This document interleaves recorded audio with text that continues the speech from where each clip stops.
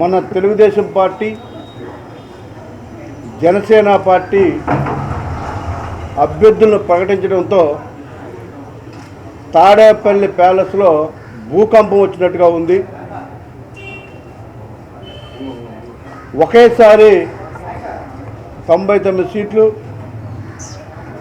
అన్నీ ప్రకటించడంతో చాలా బాధపడతా ఉన్నారు.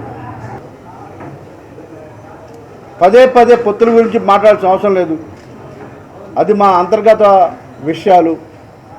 ప్రజా సమస్యల మీద ప్రజలకు ఏం చేయాలో మాట్లాడాలి తప్ప మా పొత్తుల గురించి పదే పదే మాట్లాడాల్సిన అవసరం లేదు. మాట్లాడుతున్నారంటే అది ప్రజలు అర్థం చేసుకుంటా ఉన్నారు. ఈసారి పవన్ కళ్యాణ్ గారిని చూస్తాం.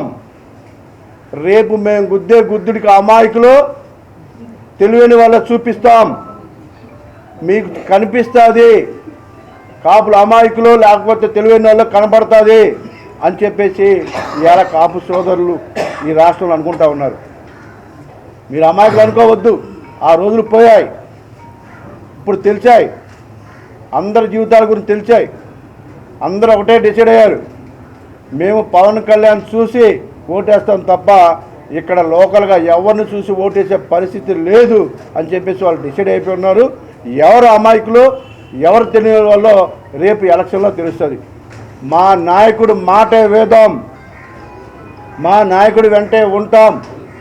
సీట్లు రాకపోయినా వచ్చినా ఉంటాం అని చెప్పి ఇవాళ జన సైనికులు చెప్తా ఉన్నారు. ఒక 40 రోజుల్లో ఈ యొక్క ప్రభుత్వానికి నోకలు చెల్లాయి. ఇంకెన్ని రోజులు బరాయిస్తాం, ఇంకెన్ని రోజులు చూస్తాం అని చెప్పి ఎదురు చూస్తూ ఉన్నారు.